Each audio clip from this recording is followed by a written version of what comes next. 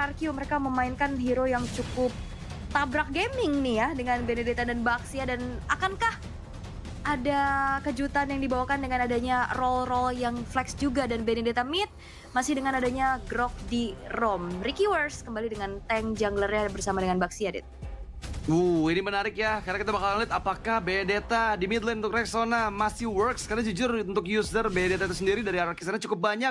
Tapi kali ini menjadi pembuktian apakah RRQ sana bisa mendapatkan kemenangan secara sempurna atau Iksan Mochi yang kembali akan ada peluang memecahkan game win pertama mereka. So here we go to the lane of down, RRQ sana versus Iksan Mochi.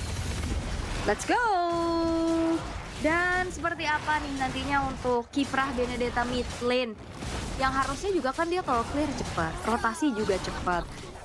Dan berarti ini menandakan ganking power nanti bisa ke arah dari gold lane-nya. Tapi tabrakan terjadi, Shane sendirian sepertinya yang kali ini mencoba untuk kembali mengganggu. Tapi purple buff-nya dia keambil ternyata sama YRV karena moodnya nggak retri.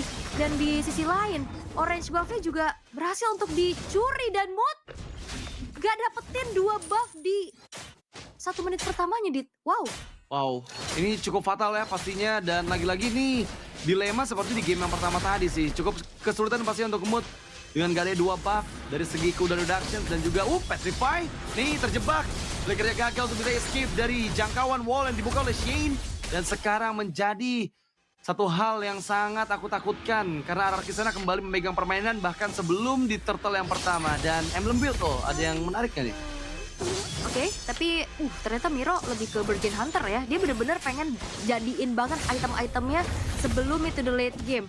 Karena kan biasanya Fatal, Master Assassin, ini agak sedikit berbeda ya dengan Bargain Hunter. Tapi masalahnya sekarang Muffin sudah coba untuk dipegang lagi dengan adanya Ricky Wars bermain cukup agresif. RRQ sana Muffinnya masih punya Revitalize dan masih selamat, tapi Ricky Wars terjebak dan hilang sudah di tangan dari Mood. Dan satu lagi pembalasan dilakukan oleh Iksan Mochi, berhasil untuk bisa membuka sedikit nafas di early game bagi Iksan Mochi. Wah, masalahnya nih Ricky juga overcommit ya. Ini mistakes kecil yang memang kalau bisa dibilang nggak terlalu merugikan RRQ, tapi lagi-lagi itu kayak mistakes yang nggak perlu terjadi harusnya untuk RRQ Sena, karena ya mereka cukup dibuat membeli waktu lebih lama lagi untuk bisa setup di area turtle-nya. Meskipun kali ini ya turtle sudah mulai disetup dengan 5 player, bahkan Chico pun hadir di sana. Gak mau merelakan lagi objektif pertama. Tectonic Charge dibuka. Ke target yang terkena, Muffin down. Di sisi lain, Nei juga hilang. Ada 2 member dari Iksan Mochi yang kehilangan nyawanya. Dan sekarang RRQ sana kembali dengan tekanan besar di menit yang kedua. Waduh, ini masalahnya Chico udah dapetin 1 poin kill loh di menit kedua. Asuransinya ini udah bakal bisa lebih prematur lagi untuk Nathan itu sendiri. Tapi ya Mood masih ada nafas untuk bisa farming lebih baik saat ini. Rexona memberikan presensinya, masih ada pressure rat untuk memastikan bahwa orange buff berhasil didapatkan pula oleh Mood. Dan RRQ Sena dengan 1900 menuju ke arah 2000. YRV Flicker menuju ke arah belakang untuk melarikan diri atas gempuran 3 pemain dari RRQ Sena. Untuk saat ini masih belum terjadi adanya poin kill tambahan, dan berarti ini menjadi debut pick ya untuk 4 di antara 5 yang diambil oleh RRQ. Chico dengan Nathannya, Grok juga yang akhirnya muncul, dan Benedetta mid lane untuk Reslona ini juga menjadi debut yang cukup mengejutkan, Dit. Iya, bahkan itu debut untuk di mid lane yang sangat-sangat unik ya. Tectonic Charge kembali dibuka dan langsung Nei langsung dieksekusi dengan instan. Pressure Swat karena 4 belum berhasil mendapatkan HP yang cukup untuk bisa bertahan, dan bahkan 1 member eksekusi balik. Tapi saat sayangkan double kill untuk Rexona yang memang begitu menyakitkan damage Benedetta di awal game, terutama dengan dia menjadi mid laner. Ini membuat ya itemization pun udah cukup sebenarnya. Brave Spider, Marvin 7 terkena efek stun, berhasil maksimalkan dengan Gohan yang membuka Brave Fighter-nya. Tapi sekarang Mood juga kembali menerima tekanan. Purple buff-nya harusnya ini nggak bakal dikasih dengan mudah karena dari keywords yang masih membayang-bayangi di area jungle pattern-nya nih. Iya, tapi harusnya mundur sih ya, karena kayaknya nggak mau mengadu retri di area dari Purple sebentar lagi akan muncul. Tapi dengan adanya Iksan Mochi membawakan damage dealer-nya di area gold lane yang nggak kena geng juga nih, disibukin banget di area tengah.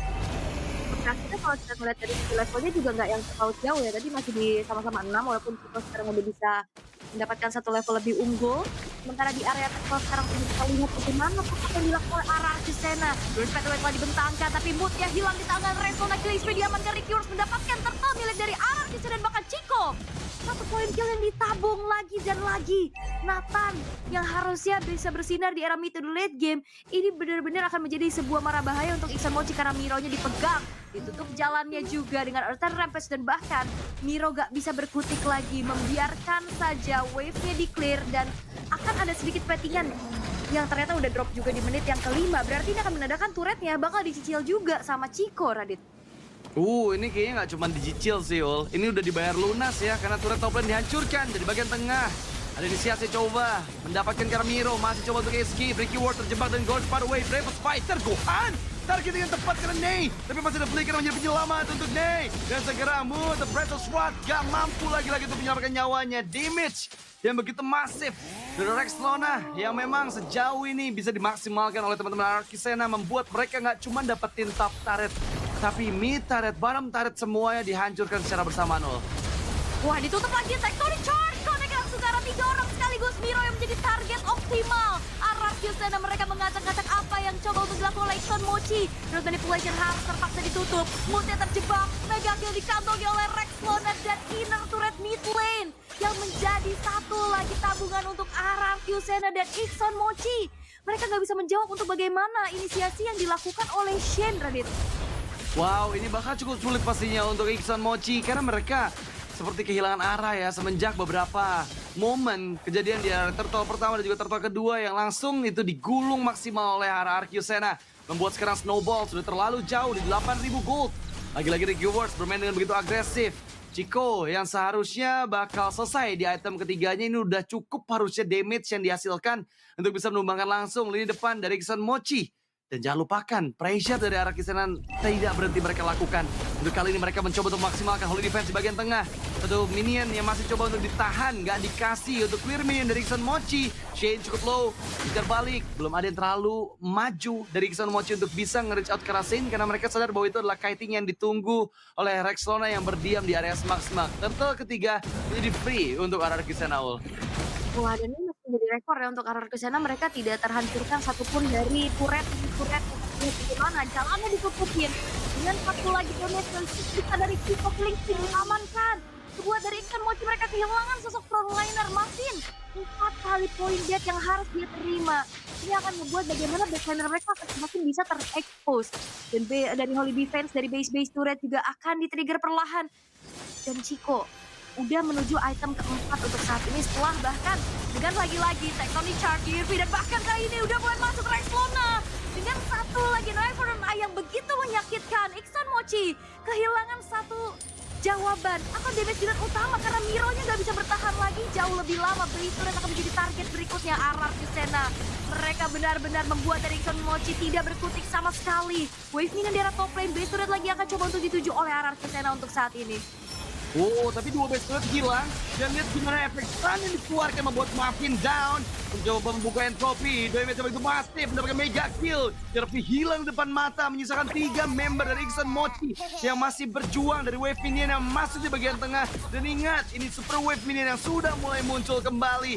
Kemudian dimaksimalkan dengan one trade boost di menit ke-8. Apakah Ararkyusena bisa memecahkan lagi fastest game yang ada di MDL Indonesia Season 12? Karena sekarang mega kill kembali dikantongi, Mood dikejar dengan entropy. Chico unstoppable, satu persatu di absen. Iksan Mochi gak dikasih escape, final test yang gagal. Good far away, Real Manipulation semua dikeluarkan untuk bisa memberikan defense maneuver di bagian base-nya, tapi satu persatu tetap diambil oleh Ararkyusena meskipun tershutdown Rexona, tapi mereka menerima pressure kembali dari Super Wave Minion yang bergerak di bagian tengah dan di bagian bawah juga sekarang masuk.